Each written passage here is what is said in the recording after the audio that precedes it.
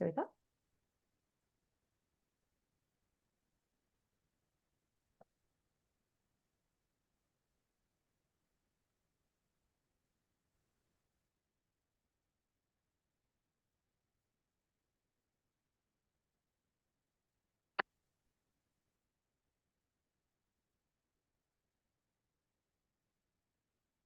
Welcome, everyone. We are going to get started in 2 minutes, so please get comfortable. We will get started in 2 minutes.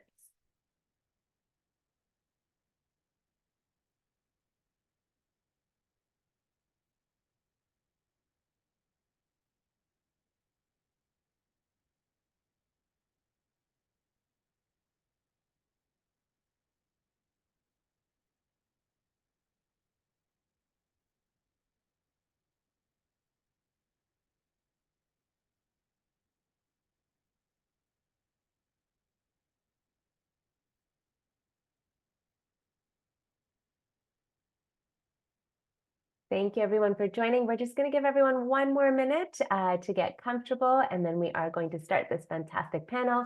So we will get started in 1 minute.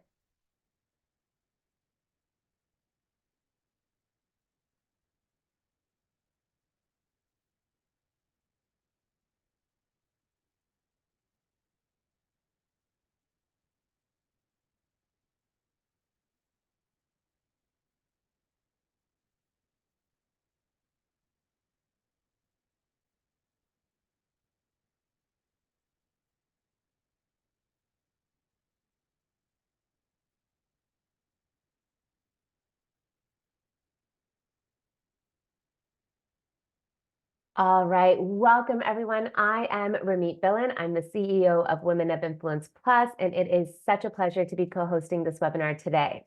You're absolutely in for a real treat. We've got a fantastic panel. I do want to thank our panelists, our organizers. I want to thank all of you for making time today to attend this meaningful discussion on inclusive leadership, women breaking glass ceilings in STEM. Before we begin, I wish to take a moment to respectfully acknowledge the traditional territories of the Indigenous peoples whose presence continue to enrich our communities. As our colleagues and partners are joining us online, we recognize that this land acknowledgement might not be for the territory that you are currently on. We asked that if this is the case, you take the responsibility to acknowledge the traditional territory you are on and the current treaty holders of those lands. Toronto is the Dish with One Spoon territory. The Dish with One Spoon is a treaty between the Anishinaabe, Mississaugas, and the Haudenosaunee that bound them to share the territory and protect the land.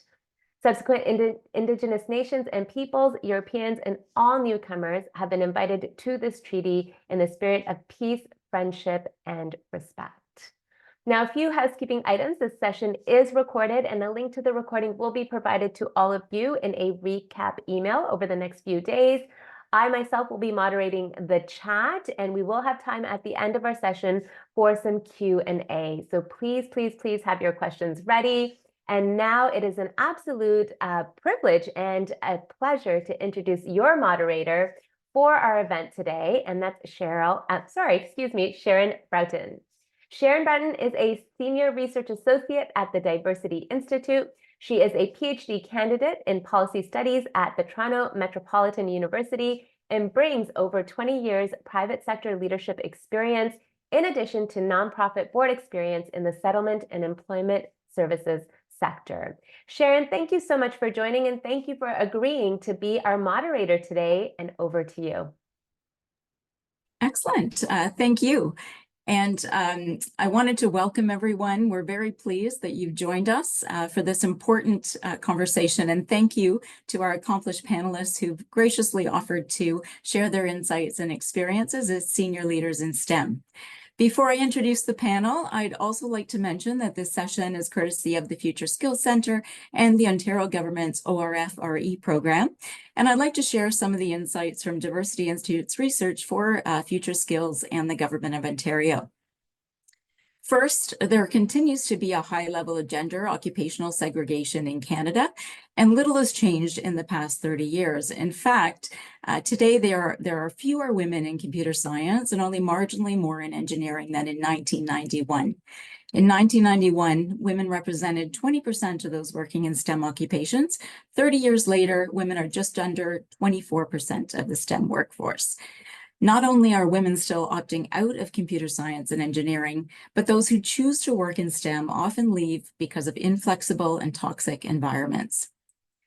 Occupational segregation is one of the factors that contributes to the wage gap. While women now dominate medical and law schools, underrepresentation in STEM affects women's overall earnings. This is a problem in terms of access to talent as well. We know that there's labor shortages. We need to broaden access to talent. And diverse teams, we also know, yield better performance. They're significantly more likely to deliver radical innovation, increased revenue from new products, to avoid groupthink, consider the implications across diverse stakeholders, and on boards, we also know that women are more effective in raising the tough issues, and we see that diverse boards result in better governance. We also know that the lack of gender and diversity has ripple effects on the design of products that don't work for women, or in the case of auto safety systems and some healthcare treatments, result in injury or even death. It results in products that can be ineffective, unsafe, and harmful for women and other equity-deserving groups. For example, women with seatbelts on are 47% more likely to be severely injured in a crash versus men. And this is a consequence of gender differences not being acknowledged nor incorporated into the design. In the tech sector, we've seen the development of AI resume screening algorithms that learn to screen out CVs containing the word women, with the use of training data informed by a workforce of predominantly men implicated in this failure. Similarly, we've witnessed voice recognition software that does not recognize women's voices, facial recognition software that misidentifies individuals with Black or brown skin, pharmaceutical side effects, the list goes on. So it's clear that there is a real need for this conversation, and I'm really looking forward to hearing the perspectives of our panelists. Let me introduce our esteemed panelists who are really trailblazers in their respective fields. Joining us today are Rebecca Bailey. She's the CEO, Women in Communications and Technology. She has over 20 years of cross-sector experience in nonprofit, philanthropy, technology, and consulting. Kelly Lyons is a professor at the Faculty of Information and Department of Computer Science at the University of Toronto. And she's also the interim director of the Schwartz Reisman Institute for Technology and Society. Angeline Aiko is Sales Excellence Leader, Microsoft Canada. She's a leader with nearly 20 years of experience serving industry-leading global advisory and technology organizations. And rounding out our panel is Denise Potier, who is the Chief Operating Officer, Canadian Council for Aboriginal Business. She has a background in chemical engineering and more than 30 years of experience and expertise in global management systems, ESG implementation and oversight, risk management, EDI, and Indigenous relations. So let's get started with our first question. Many people come to technology jobs through alternate pathways, some through science, computer science, engineering, or math, but there's lots of other routes to technology jobs as well, particularly with the focus, when the focus shifts from creating technology to adoption. In fact, there's now more jobs outside of the information communications and technology sector than within it. When we look at women who lead major ICT firms, many have risen through the ranks from diverse disciplines. And with the shift to low code, no code, there's growing numbers of jobs that don't require computer science or engineering.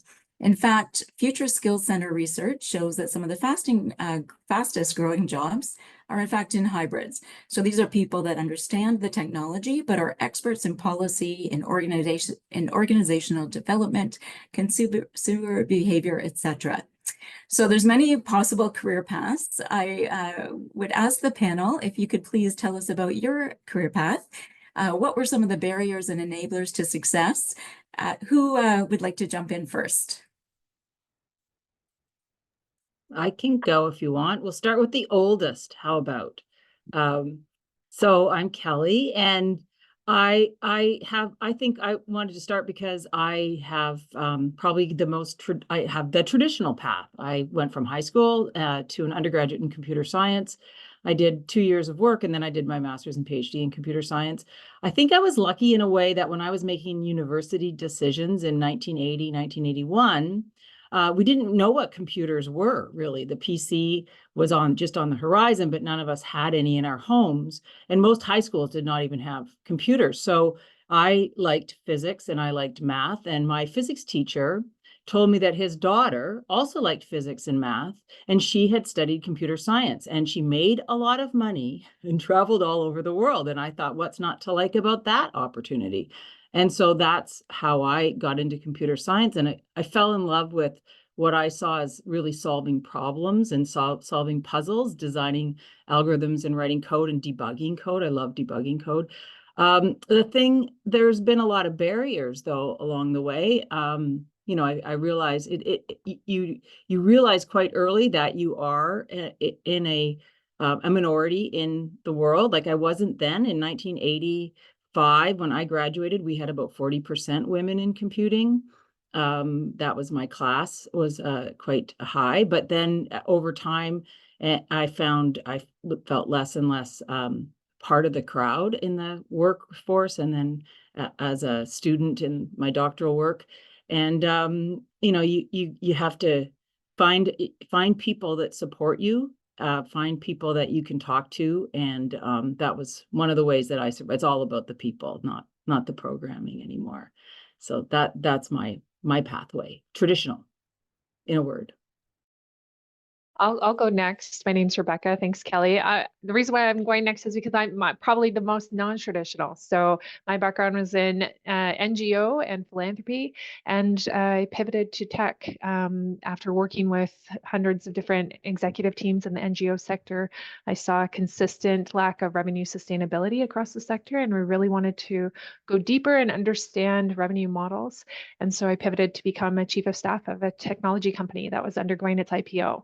And it was a definite switch in sectors and a great learning opportunity, and really ignited a passion within me for the power of technology to create social change, to empower social movements, to kind of embed us going forward, utilizing the technology to see positive changes. And that's what's propelled me into my current position here at Women in Communications and Technology, of really assisting women and their employers to break down the barriers for gender equity in the workplace, and specifically in tech positions.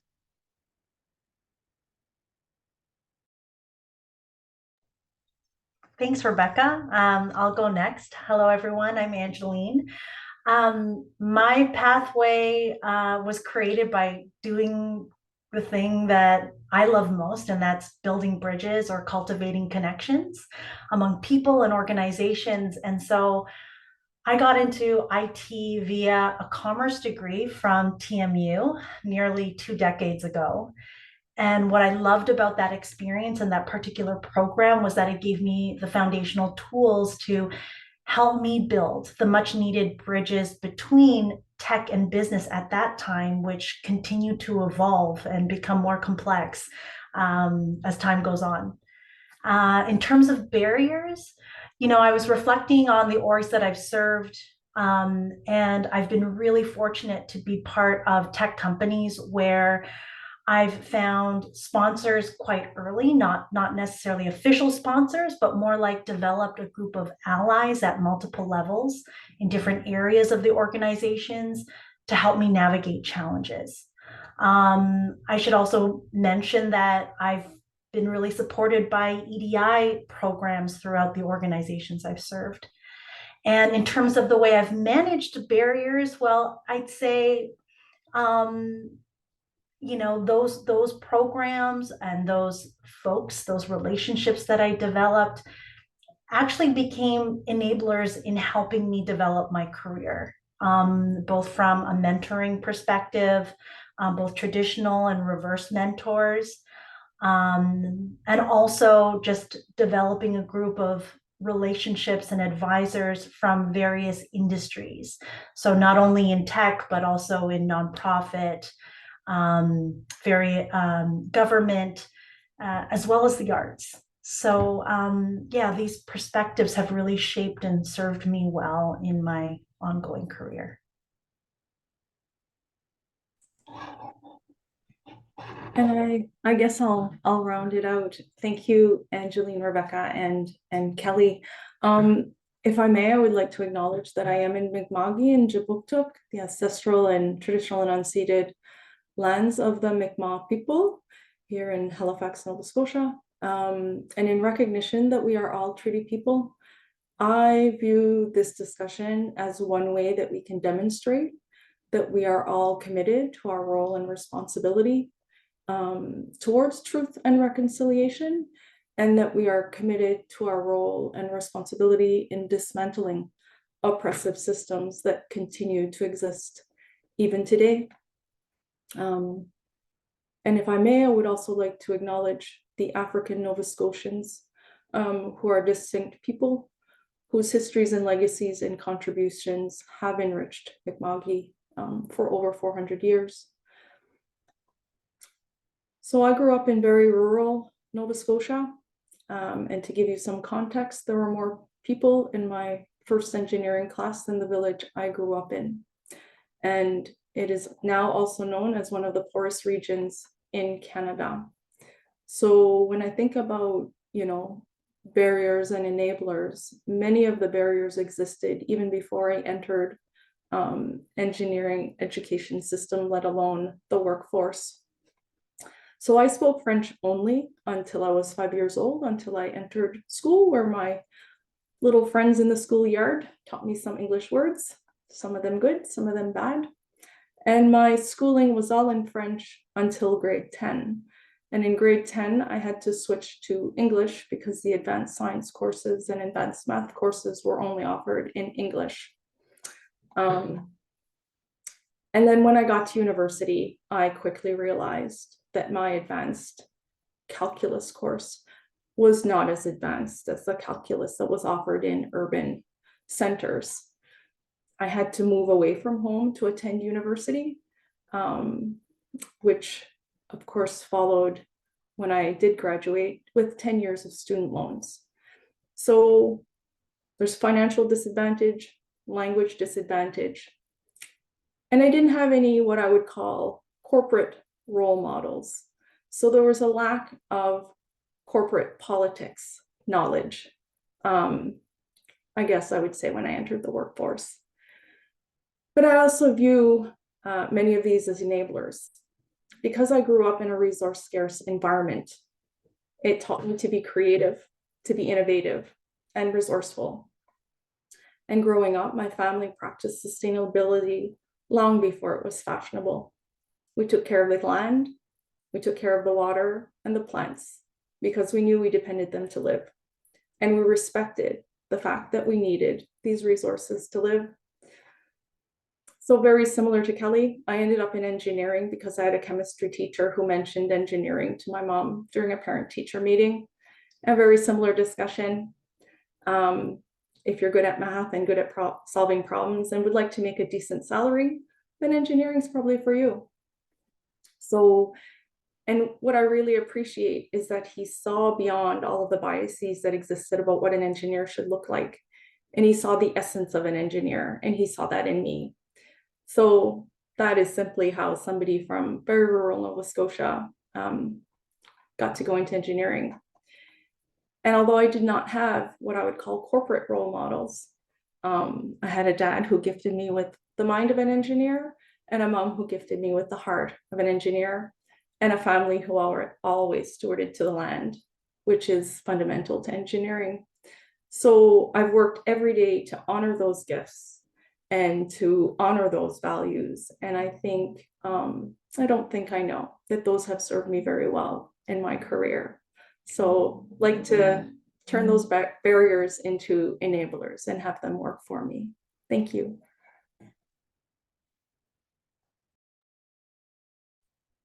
Thank you so much. Such important insights. Now let's talk about progress in STEM. We know that there are less women in the sector, and they are less likely to pursue STEM degrees. In 2021, in 2021's STEM Secondary enrollments in Canada of women were just 39%, an increase of only 3% from 10 years ago. And our research shows that in spite of the perceived shortage of skilled ICT workers, some groups such as skilled immigrants and women are underemployed. Roughly 50% of STEM educated immigrants, for example, work in non-STEM occupations. We also know that women are paid less. In natural and applied sciences occupations, for example, women earn 81 cents for every dollar earned by men. In tech occupations, women on average earn $7,500 per annum less than men. And racialized women, we know also in tech earn less than non-racialized women. So there has overall been a lack of progress. I asked the panel, is there anything that you see that is encouraging? And let's start with Denise. Thank you so much. And thank you for this question. So I will focus on work that is being done to support Indigenous businesses and Indigenous people, many of whom these small entrepreneurial businesses are owned by women or Two-Spirit people. And so there are many organizations doing great things, which does give me pause for encouragement. And in my role with the Canadian Council for Aboriginal Business, we are seeing our member companies who are embracing the obligations we have under the calls to action under the TRC.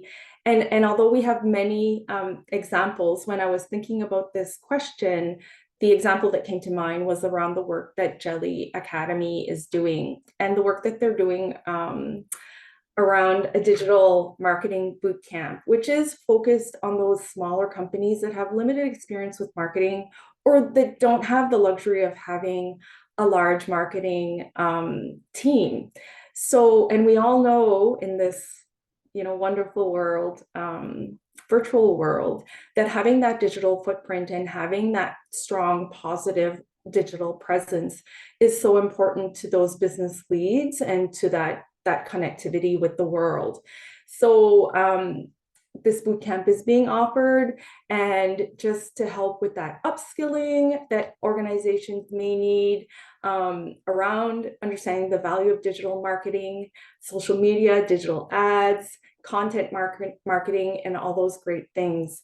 So, it may seem like something, a small piece of the puzzle, but it is just that very important step where we are bridging perhaps a gap in resources or a skill set gap, and enabling those small organizations to have as large of a footprint as possible when we are, looking to sell our services or our goods. And so that's the example that came to mind. There are many I could have picked, but I felt in this context that was just an important one to highlight. So thank you for that.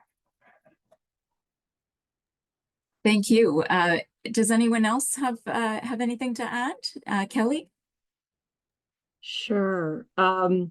I think I have to be honest and say that, of course, I'm discouraged. As I said, when I was an undergrad, we had close to 40% women, and I've been working on some aspect of this problem since the late 1990s. That's almost 35 years. Sorry, 1980s. That's almost 35 years. However, I'm an optimistic person, and I do see some encouraging things. And I think one of the things that you mentioned some of this in your introduction, Sharon, companies and organizations and individuals are starting to become aware of, and I think especially young people are becoming very active and lending their voices and pushing back on the situation of lack of diversity. And I think there's three things that I think are encouraging, that people are aware of the fact and trying to fix the problem that if we build the wrong things, we will build the wrong things if we have the wrong people or not the right people working on them. Let me try that again. We will build the wrong things if we don't have the right people working on them. And you gave some examples of this, Sharon, in your example, the seatbelt example, the fact that voice recognition software doesn't recognize women's voices, and The fact that something I learned recently at a talk is that the pulse oximeter, the pulse ox that measures the saturation of oxygen in your blood, tends to overestimate that in patients with darker skin. I mean, these are life and death design flaws that have been made because we don't have diverse teams part of the team. And I think leaders are starting to see this as an issue. But even if, do the right thing and build tech that serves the world's population by having the world's population represented in the people who are building it isn't motivation enough. As you mentioned before, diversity is good for the company's bottom lines. And it's also the case that young people, I think consumers today, are walking away from companies that don't feel don't serve the world in the right way. And the third thing I would say that I think is really encouraging is that we are starting to get better at transparency around tracking and publishing diversity data. You can see the diversity reports from the big tech companies that have been coming out for the years. The numbers aren't getting much better, as we've heard, but I do think we can't act on what needs to be changed if we don't have data to back that up. And what I've seen in Canada, for example, the Talby survey that the Computer Research Association in the US runs annually tracks information about university enrollments in computer science based on gender and other diversity measures. And the CSCAN InfoCan, which is our association for computer science in Canada, is partnering to get that data for Canada. And it's changing things. But when universities have that information, they're able to make changes such as changing recruitment and admission processes for computer science departments that will make it more welcoming to people from diverse backgrounds and small communities, and people who have had lived experiences that will make them extremely valuable contributors to the field, but may not have what we would consider the traditional measures that have been looked at in the past. So that's what I see as encouraging. Thank you for that. And actually, that certainly the measurement is really critical. I think it is and encouraging, as you said, and actually it kind of leads into my next point, because we do have new research in terms of leadership representation on TSX boards and executive roles. Some are tech or STEM sector companies, some are not. But the data shows that while Canada is above the global averages for women's representation on publicly traded and non-publicly traded corporate boards, there's still a long way to go. Women are still only 26% of boards and 21% of executive teams of TSX firms, and many still have no women in those leadership roles. And if you look at it from an intersectional lens, Black women had the lowest rates of advancement among all the groups examined. So, the measurement obviously is critical to taking action. But I guess what we see is research shows that STEM fields continue to have low representation of equity deserving leaders. And part of this we hear in research is from toxic environments and retention issues remain. I guess I'm interested from the panel's perspective and research. What are the barriers that continue to persist in Canada? Gender stereotypes, stigmas, lack of role models. I'm sure you can elaborate on that, but I'll pass it over to the panel to really just speak to what you think are the main barriers that are in place. Rebecca, do you want to jump in? Sure. Yeah, I think we do see a large body of research that talks about the different barriers that women face in STEM fields. One of them that I'll start with is the broken rung. So there's a large body of research that talks about that very first promotion. So we think of entry-level positions, men are more likely to get that first promotion than women are. And then that starts to create a divergent trajectory between men and women, where like we heard from Kelly, she started out in a class with 40% and then over time started feeling less and less like a part of the crew. And that's because as the seniority levels increase, we see fewer and fewer women represented in those cohorts.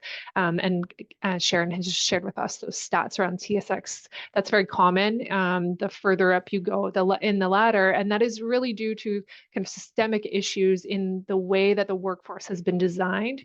The traditional workforces have been designed in a male-centric model, a male-centric blueprint and in particular, non-caregivers. So going back 50, 60 years ago, it was very common for men to be the sole breadwinner and women to stay home. And the workforce was developed around that model and hasn't changed significantly enough to the new norms, to adapt to the new norms where parents might want to share caregiving responsibilities, where we see a lot more sandwich generation, where you have people who are caregiving for children and elderly parents at the same time.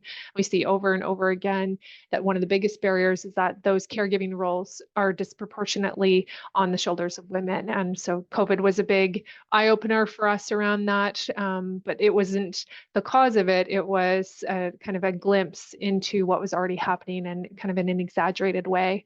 One of the things that I think is worth mentioning is that part of those systemic issues of that male-centric model is the advancement mechanism. So the model for advancement into executive leadership positions is linear, it's fast-paced, and it's non-flexible. And that really needs to shift if we're going to see more women in executive level roles, because what we find is that women, and especially younger women as they're coming up, they're not buying into that kind of dogma of I want my whole life to be about work. And that doesn't mean that they're less ambitious. It doesn't mean that they're less competent or less skilled. It means that they're taking a more balanced view. They're looking at their life. They're thinking about their different priorities. They still have a lot to give, and companies still have a lot to gain by leveraging their skills. But what we see is that there's a lack of corporate creativity, if you will, around finding paths to executive leadership for women who want to still have flexible work options, or to have a portion of their career, perhaps when they have young children, for example, to have a more flexible or kind of decelerate their pace so that they can be there and be present for their kids. That's something that there's kind of a systemic issue there. Also, on the other side, when we think about the economic reality for couples, when couples are thinking 30 years in advance and what it's going to take financially for them to retire at an age that they would like to retire, if they have children, to be able to put their children through college, it often does take one of the individuals in the couple to work a non-flexible job, because those non-flexible jobs tend to be higher, with higher compensation packages. And so there's a lot of times when couples are stepping back, looking at their financial reality and the economic reality that we live in with high inflation, high cost of living, and thinking, okay, what is it going to take financially for us to meet our goals?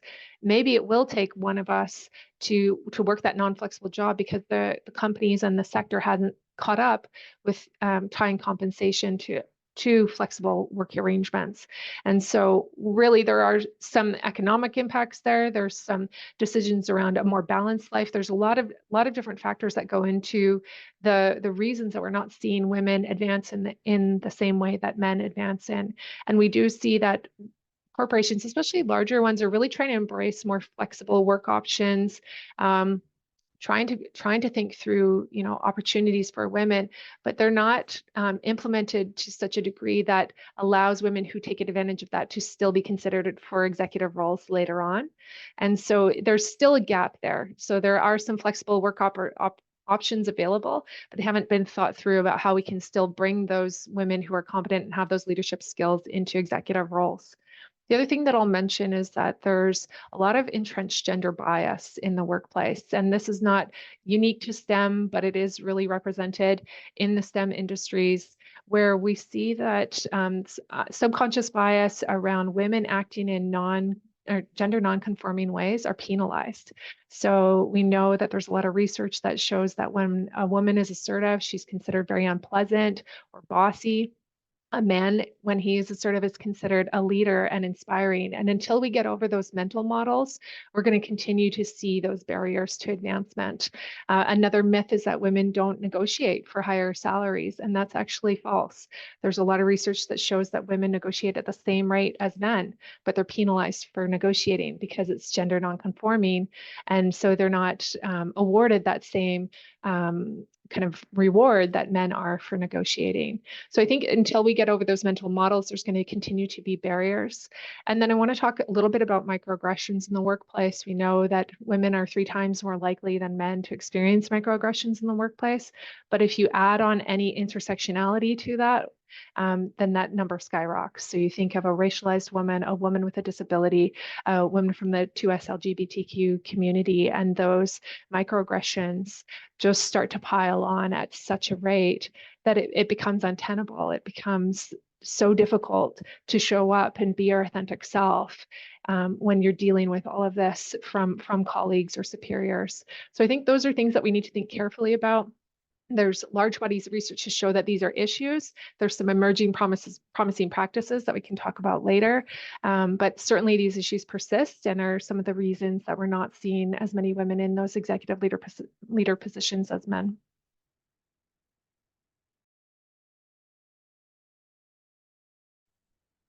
Thank you, Rebecca. Did anyone else want to comment on that one?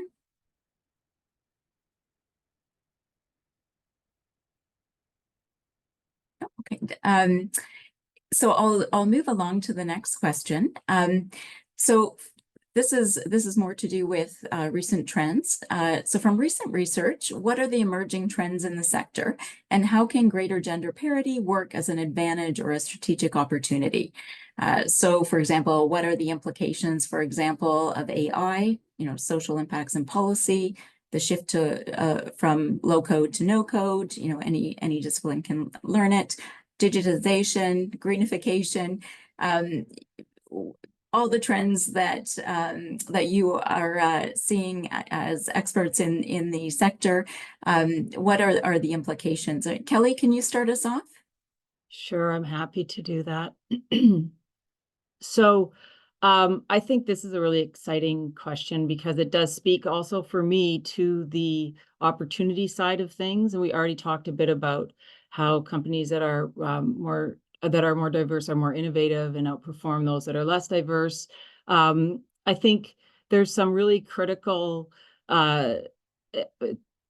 challenges or threats, I guess, to society that require diversity of perspectives, background, lived experiences.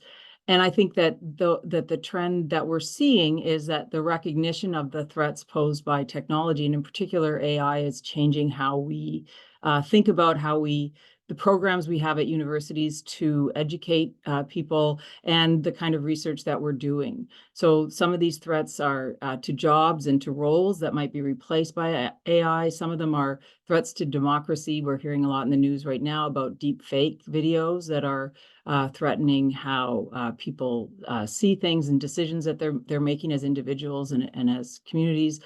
Threats to our online safety, threats to security, or even greater existential threats, and concerns that the capabilities of AI are being, these concerns are being increasingly discussed. And I think that's important. And the changes are being made to how we think about research that we do in these areas, but also how we think about education in these areas. So, for example, there's a recognition that we need interdisciplinarity and diversity to solve these giant problems. And that's why institutions like the Schwartz Reisman Institute for Technology and Society that I'm currently serving as interim director for is so important. We recognize the critical need to bring people from all these different disciplines, but also from different backgrounds together, because we really can't solve these problems in the computer science department with technology alone, for example. Also, leading computer science departments around the world are hiring faculty members whose research is at the intersection of technology and society. They're motivated by issues of social justice, sustainability, equity. And the Faculty of Information, where I have my primary appointment, for example, has a professional master's program in human-centered data science. And we have close to gender parity in our students in that program. Our user experience design concentration is close to 70% women. These are trends that I think are the world is changing in a big way. Climate change is huge. Young people are very motivated by these really big, really scary, really challenging problems. And of course, technology has a role to play, but so does everybody else. And I think the fact that we're working together across different disciplines means there will be, hopefully, has to be greater participation across gender, across race, across perspectives of, everything has to be brought to bear to solve these critical problems. Thank you, Kelly. Oops. Oh, I thought, sorry, I thought I had muted myself because usually that happens every webinar or call. I'll just, that insight, Kelly, thanks so much. It kind of, so what you're seeing in an academic in the academic sector, I think really feeds into some of our research and what we're seeing as well in industry. So a critical thing that we've been seeing in our research is the way in which definitions of expertise can not only limit the participation of women and diverse individuals, but also limit innovation. So our research exposes organizational preferences towards the builders of technology, and this narrow definition of expertise has a negative impact on women's ability to impact decisions and advance, given women are underrepresented in STEM fields. This bias also limits innovation because you don't have innovation without adoption. You need user perspectives, you need people who understand human behavior, markets, organizations, regulatory and policy environments, etc. And many of these fields are where women are better represented. So I think there's a bigger conversation here as well about, individuals with those backgrounds outside of STEM that, bring those important hybrid skills. And, I guess my question to Angeline, being in industry, is, what are those critical skills we need to encourage? Is it about basic tech literacy for all? And how do we weigh the importance of transversal skills in industry? So, and Kelly talked about some of the multidisciplinary initiatives in academia. What does this mean for industry? Sure. Thank you, Sharon. I just wanted to build on some of what Kelly spoke of in terms of the opportunity. And I want to talk about the opportunity in relation to the no code, low code trend. And so I love this concept that I learned recently called the citizen developer. This is a non-IT person who creates or contributes to building applications using low or no code platforms. So to be clear, a citizen developer isn't a title. You don't join an organization as a citizen developer. It's more like a persona. So these folks typically have deep domain experience within their respective fields. They have a strong willingness to learn and adapt to new technologies, and they're also great collaborators. So they work well with others, with key stakeholders. So basically, these non-tech people use their domain expertise to build tech solutions, because we have this relatively new low, no code platforms now to enable them. So we all know, and we've mentioned it on this panel already, that the most innovative products and tools are born from solving real problems, and who best to contribute to solving these problems than the folks on the front lines. And so I love, again, this trend that is developing where folks that aren't technical are building these tech-based solutions to solve some of our most biggest challenges. Now, going on to Sharon, talking about these critical skills, these transversal skills. Well, I think about, again, some of the skills that I mentioned that these citizen developers have. Beyond that, beyond, the willingness to learn and adapt to new tech and being collaborative,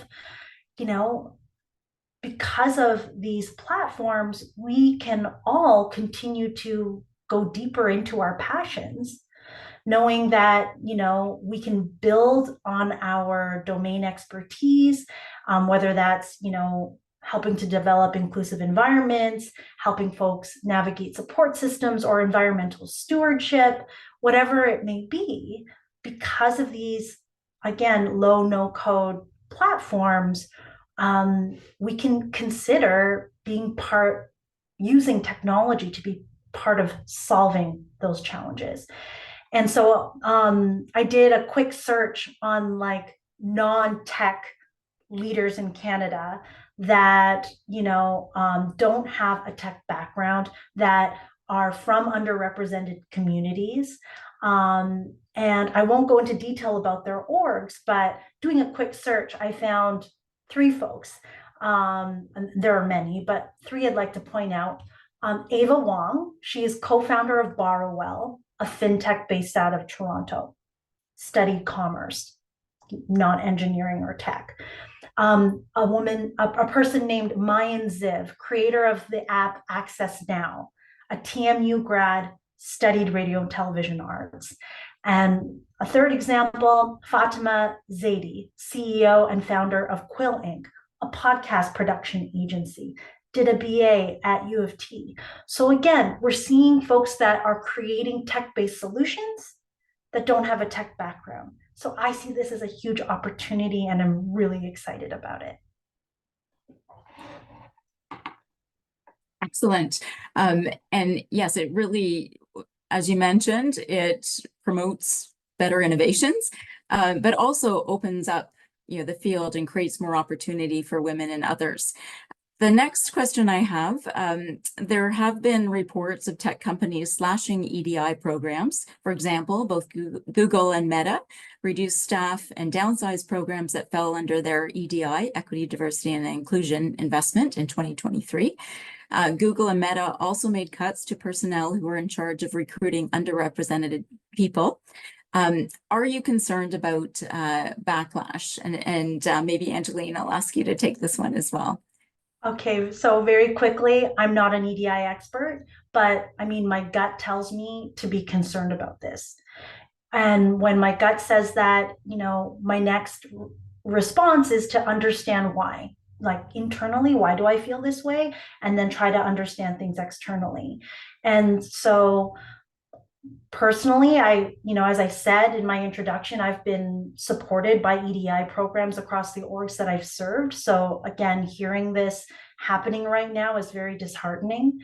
And I've also actively contributed to EDI initiatives across the orgs I've served, which has helped me feel seen, which has given me the opportunity to help other folks, creating a strong culture within the organizations I've served. So now, externally, Sharon, you opened today's panel with some of the research supporting the need for the EDI lens to not only solve our most challenging problems, but also from a business perspective, strengthen companies and products and the way, businesses serve clients. So I'll stop there. I'm sure others on the panel would like to chime in with what they see, but yeah, I am quite concerned with this trend. Thank you. Any other comments on that one, or we can move to our last question? Okay, I'll move ahead in the interest of time. So one thing that we also know from the research is that interventions are required all through the pipeline. So we need interventions in the education system, but also programs that equip non-STEM graduates with tech skills. So for example, the Advanced Digital and Professional Training Program developed by Diversity Institute and Tech Nation increases the digital competencies, so things like coding, data analytics, of recent graduates with non-STEM backgrounds. And this leads to then digital jobs for those individuals, and they bring those hybrid skills. Our research with WCT also shows that to retain more women in tech, companies are investing in programming to create more inclusive spaces for women. And we know that hackathons are the most popular ways to help young women build their coding skills while also expanding their network with like-minded peers and potential employers. So those are just a few examples that we're seeing. I'd ask to the panel, what are some of the encouraging signs? What other programs and approaches have you seen that work? So maybe if we can start with Denise. Okay. Thank you. Thank you for that question. And thank you to the Diversity Institute and to my esteemed panelists for highlighting the importance of intersectionality in these discussions and understanding that these often are not siloed or should not be siloed discussions, and that we should have that fulsome view of the ecosystem and the intersectionality within it.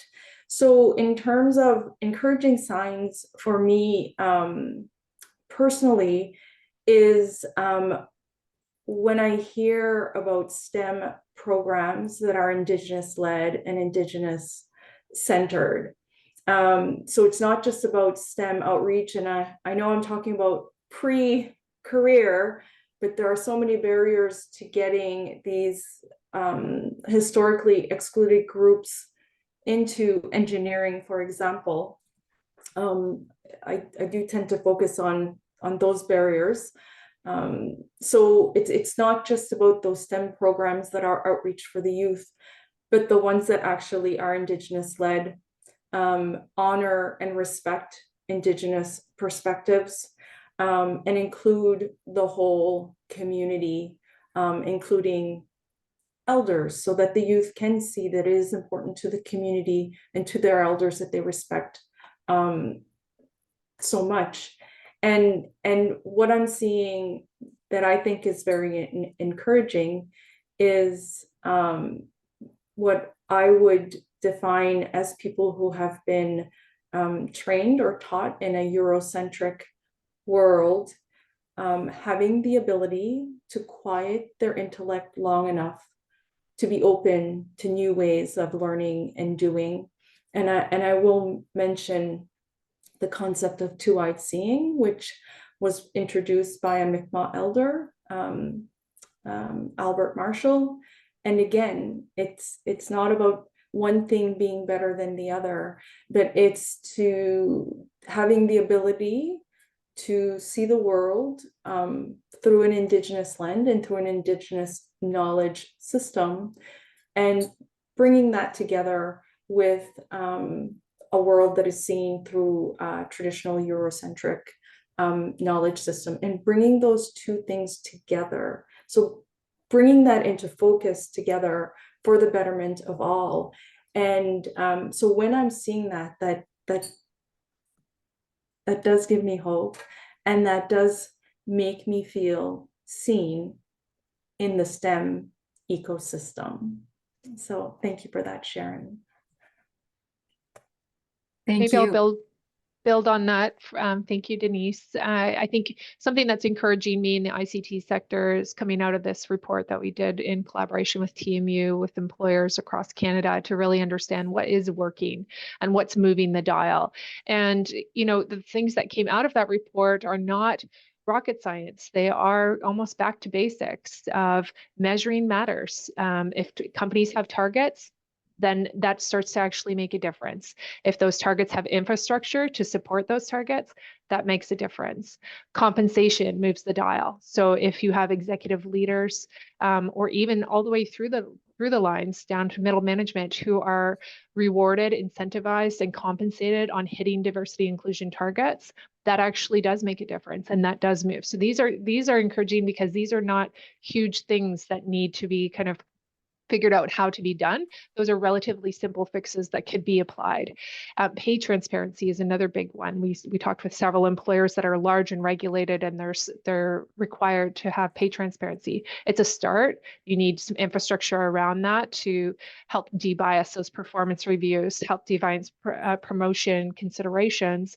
And if you have that, then you can build on that pay transparency. You can start to develop processes in place, equip your line managers with the kind of tools and the processes needed, and the understanding of how to conduct a performance review that is debiased, how to use an objective measurement to make sure that bias is not creeping in unintentionally. And so when we see those four things, measuring, compensation being linked to performance, pay transparency, and adding those infrastructures, we actually do see movement, and we start to see more gender balanced leadership teams, more gender balanced boards, and then that does lead to those business outcomes. So I think there are encouraging things, and we want to keep mindful of those, that sometimes, you know, with these very hard and intractable societal problems. There are many things that are complex that need to be figured out that we don't yet have the answers for, but there's other kind of low-hanging fruit that we already do know the answers, and we can start implementing them right away to start seeing changes. Thanks so much. Really insightful panel, and I've really appreciated your answers, and it's been great learning and insight in terms of how we move forward. I think we've got some time for the question, for the Q&A. Have some time now, and I'm just kind of was looking at the questions. I also see that Dr. Wendy Souquier has joined us. She is the founder and academic director of the Diversity Institute and professor of entrepreneurship and innovation and strategy at the Ted Rogers School of Management. So Wendy, feel free to chime in on some of these questions as well. I think there might be some of interest to you. So I can see that there's questions being asked, a few questions here about the way that girls get streamed out of math and science at the high school level. And I mean, certainly we see that in the research with girls who are taking the grade 10, 11 sciences, only 15% going on to physics, whereas 30% of boys go on to take the grade 12 physics, and then that just starts a trajectory. I wonder, can anybody speak to that issue and perhaps some opportunities or changes that need to be made?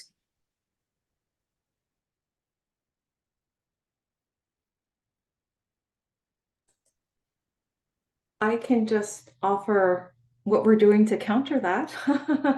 So through my work with Engineers Nova Scotia and Engineers Canada, we have a program with the Girl Guides of Canada, where young girls in brownies and in guides can earn an engineering badge. So it's somewhat demystifying what engineering is, and they get pizza and cookies, and they get to spend a day with amazing female engineer role models, and they can just have those discussions and just demystify what engineering is.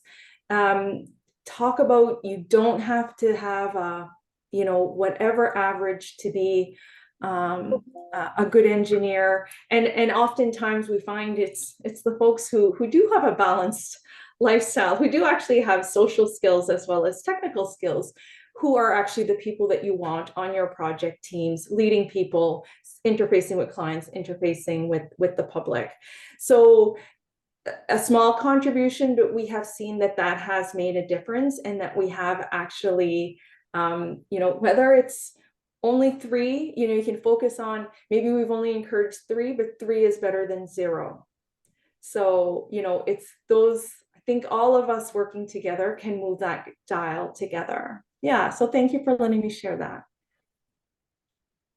Thank you. And that, I mean, speaks to some of the things that we've been talking around, those hybrid skills and getting a larger group and diverse group engaged. We're also getting some questions around kind of new norms. Rather than starting from the place where STEM is broken, how can we reimagine it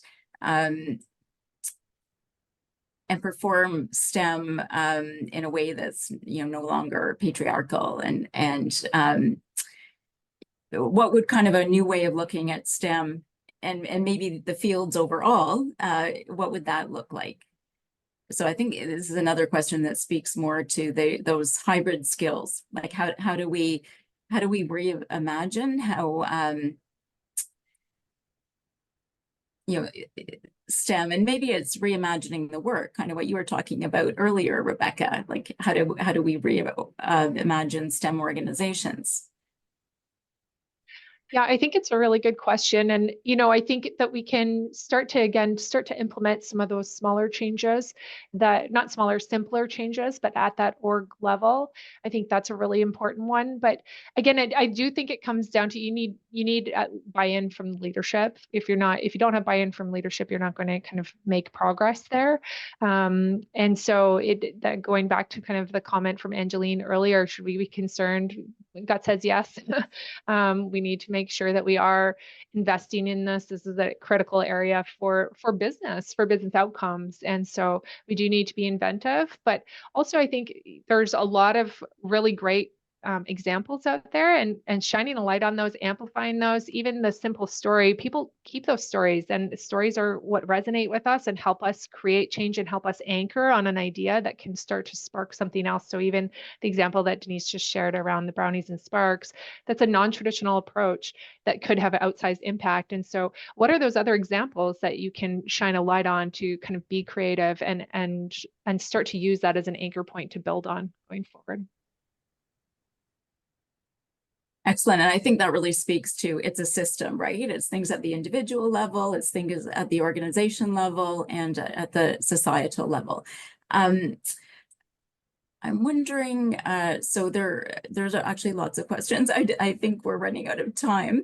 So I apologize. I don't think that we're going to be able to answer them all. So I'm just going to, in the interest of time, we have just a minute or so, wrap it up. So first, thank you so much to the panelists. I think really great, tremendous insights that have been shared, lots of examples and opportunities. So two things that stand out for me from this conversation are, first, it's really important to double down on increasing the representation of women in science, engineering, mathematics, and traditional tech. As we heard in this Q&A, the private sector has a big role in this, as do educational institutions and civil society organizations.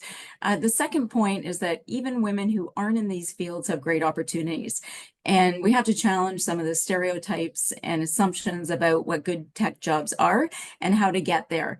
And we really need to shift from this, prevailing definition of our expertise in a way that it's, more that tech STEM makers of technology to a way that's more inclusive and involves all the skill sets needed for innovation, because it's not innovation unless you also have adoption. So you really need all those skill sets. And I wonder, because just to wrap things up, Wendy, would you like to say a few things to close off, just in terms of where you see that we need to get to and what some of the actions are? Sure, and I think you summed up my views very, very well. And Angeline, who was my student many, many years ago, I'm sure has also communicated many of the things that I would have said. So I just wanted to say hi. Sorry I couldn't join you. I really look forward to the tape. And do reach out to us if you have additional questions, comments, or suggestions, because as Sharon probably said, this is part of a much bigger project that we've been working on for a number of years, as has Kelly and certainly Rebecca, and just met Denise, but worked with CCAB as well. And I think there's still lots we really need to do together. And, occupational segregation and the underrepresentation of women in this sector has ripple effects on the economic stability and sustainability of women's lives. So it has multiple implications, and it sounds like you had a great conversation, and thanks for letting me jump in at the end, and thanks to everyone for participating. And maybe, thank you, Wendy. One last item I'll just mention, because I did want to close off with a bit of a call to action. So we are involved as an ecosystem partner in the 50-30 challenge. It's helping organizations advance EDI and representation at senior leadership levels. But there's also lots of tools and resources to support your EDI journey. I would also just add that you're welcome, and we certainly invite you to check out the research and resources available through our collaborative work with the Ontario government-funded Bridging the Technology Skills Gap. I mentioned it earlier, ORFRE. So we'll share the link to that as well as the 50/30 challenge. And last but not least, I'd like to extend a big thank you to our panelists for a very engaging, insightful, and inspiring conversation. I know I've learned a lot. And thank you to everyone on the webinar for being part of this discussion and your great questions. And I will just close by saying have a great rest of your day.